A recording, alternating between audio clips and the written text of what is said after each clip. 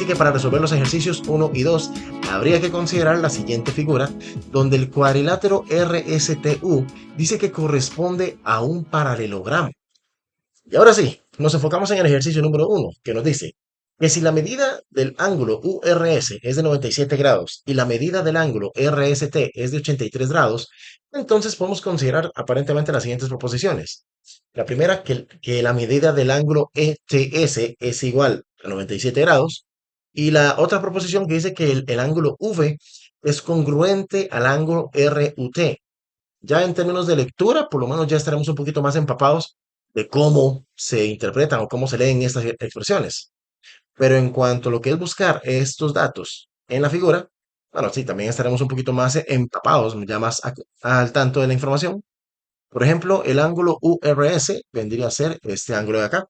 Me permito, digamos, por lo menos asociarlo de color en color. El ángulo URS vendría a ser este ángulo de acá. Y es el que me indican que mide 97 grados en este caso. Y luego tenemos el ángulo RST. Me estaban diciendo que este otro ángulo vendría a ser de 83 grados. Vamos a marcar el ángulo RST. Este es el que decimos que mide 83 grados. ¿Está bien? Entonces, de ahí, ahora sí, analizar, digamos, lo que me están planteando en estas proposiciones. Uno de los planteos corresponde, por ejemplo, a analizar la medida del ángulo ETS, que se refieren, digamos, a este ángulo de acá, que dice que supuestamente es un ángulo de 97 grados, supuestamente. Y luego que me hablan del ángulo RUT, este otro de acá.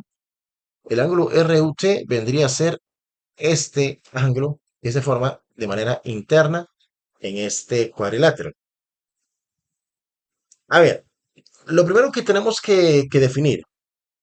Vamos a definir un primer concepto para los ángulos que tendríamos dentro de los cuadriláteros. Decimos primero que el ángulo ETS, vamos a marcar ahí el símbolo del ángulo ETS, es opuesto al ángulo URS. Esto lo planteo en parte como definición y en parte como un razonamiento inicial que aprovecharemos en este ejercicio. O sea, empecemos afirmando que estos ángulos son, por ejemplo, opuestos. No opuestos por el vértice como lo conocíamos en los primeros conceptos básicos de ángulos, de cómo están posicionados, de cómo se clasifican, sino que, por ejemplo, en los cuadriláteros existe también este nuevo concepto, que, por ejemplo, tengo un cuadrilátero en cuestión y en estos cuadriláteros se pueden definir dos tipos de ángulos muy curiosos. Se pueden definir ángulos opuestos y se pueden definir ángulos consecutivos. Por ejemplo, los ángulos que se visualizan frente a frente, estos decimos que son ángulos opuestos. Y luego, cuando tenemos ángulos que comparten un mismo lado, por ejemplo, que comparten un mismo segmento o uno de los mismos lados del cuadrilátero, a estos les llamamos consecutivos, para que estemos al tanto de estos primeros conceptos que planteo. Entonces, el ángulo ETS puesto con el ángulo URS. Hasta ahí bien. Ok. Pero, ¿y qué hago con esto? En los paralelogramos,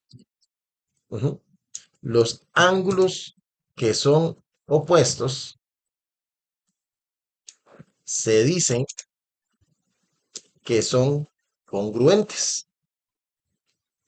Y ya sabemos qué significa que sean congruentes. Esto quiere decir que van a terminar presentando la misma medida que el otro ángulo opuesto. Es decir, que el ángulo ETS termina siendo congruente con el ángulo URS. Pues vamos a presentar ese razonamiento. Decimos que el ángulo ETS es congruente, inmediatamente lo afirmo, congruente con el ángulo URS. Y al ser estos congruentes, implica que arrastran la misma medida. Así que, por lo tanto, puedo afirmar que la medida del ángulo ETS efectivamente termina siendo de 97 grados. Hablar de congruencia es hablar, repito, de buenas a primeras, de buenas a inmediatas, es hablar de mismas medidas, medidas iguales. Y esto no requiere operación alguna, solamente es de visualizar e identificar y por tanto establecer. Así que de ahí por ende, la primera proposición puedo declararla como verdadera sin mucho problema. La cuestión ahora se enfoca en la segunda proposición que me dicen que el ángulo V y el ángulo RUT dicen que son supuestamente congruentes. El pequeño detalle está en que estos dos ángulos, así como los observo, forman un par lineal. Primero hablemos de esto, que estos dos ángulos forman un par lineal. Esto en primera instancia. En segunda instancia, observo que el ángulo RUT es opuesto con el ángulo de 83 grados, o sea, el ángulo RST, del cual podemos afirmar también que son congruentes entre sí y por lo tanto, por ejemplo, ese ángulo RUT vendría a ser de 83 grados, por ejemplo. Entonces vamos a afirmar que este ángulo mide 83 grados. Y ya a partir de ahí empezamos a tener un pequeño problema. Ok, que quede escrito en actas que estos otros dos ángulos también son opuestos dentro del paralelogramo. Y ahora sí, observando que tenemos un par lineal, recordemos que los ángulos que forman un par lineal son ángulos suplementarios.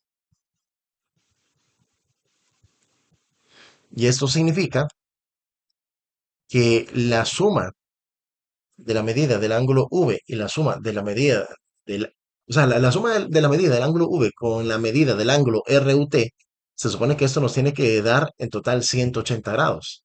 Ahí ustedes pueden averiguarlo, tomándose el tiempo que requieran. Yo les anticipo que van a llegar al dato de que el ángulo V va a terminar siendo 97 grados para que, para que se cierren de manera redonda estas características que tenemos sobre estos ángulos. ¿Y qué decimos al respecto? Que por lo tanto la congruencia como tal no se cumple, porque no miden lo mismo, no miden igual. Razón más que suficiente para advertir que la segunda proposición en este caso no se cumple y por lo tanto venir y establecer que respuesta correcta tendría que ser en este caso la opción C para este ejercicio número uno. Ahí para empezar.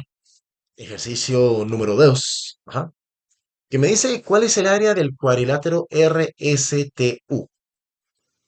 Y del cuadrilátero RSTU tenemos que recordar que este cuadrilátero es un paralelogramo, que dentro de la familia de los paralelogramos, o sea, existen varios cuadriláteros que se conocen como paralelogramos. Este en particular le vamos a llamar un, ¿cómo decimos? Un no, romboide, no. Sí, un romboide, sí. Estaba confundiendo algunos nombres por acá. Un romboide. Además, habrá indicado anteriormente, sí, que en los paralelogramos los ángulos opuestos son todo. El romboide, vamos a analizar un poquito las medidas que nos están presentando. Por ejemplo, me dicen que RE dice que es igual a 6. Entonces, ahí me están hablando de la altura. RE, que dice que mide 6, esto corresponde a la altura. Y la altura que vamos a representar con una H, que vamos a decir que H es igual a 6 en este caso. Luego me dicen que UT es igual a 12. Esto lo vamos a representar o le vamos a llamar base, la base del romboide. Y decimos en este caso que la base es igual a 12. Y ahora sí, viene la dinámica fuerte que corresponde a este ejercicio. Indicar que en el romboide, si queremos calcular el área de esta figura, tendríamos que considerar la fórmula base por altura. O sea, aquí vamos a trabajar con diversidad de cuadriláteros o con diversidad de figuras, de hecho. Y cada figura, por lo general, tiene su propia fórmula para calcular lo que entenderemos como el área. Que si no visualizamos el área en la figura en sí, no nos preocupemos. Igual, el concepto de área ajusta su fórmula dependiendo de la figura con la que estamos trabajando. En este caso, si vamos a calcular el área de este romboide, sería cuestión de multiplicar base 12 por altura 6. Vamos a realizar la multiplicación por aparte. Decimos 12 por 6.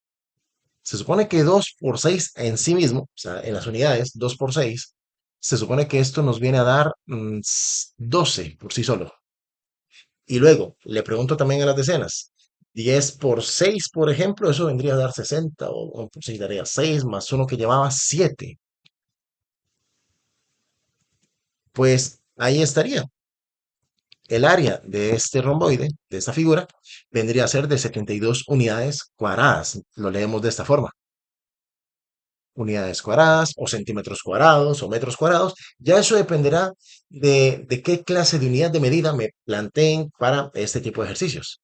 Si no me plantean ningún tipo de unidad de medida, podemos utilizar unidades cuadradas para expresarlo de forma general. Y así con esto poder establecer para el ejercicio número 2 que se marca entonces opción D como respuesta correcta.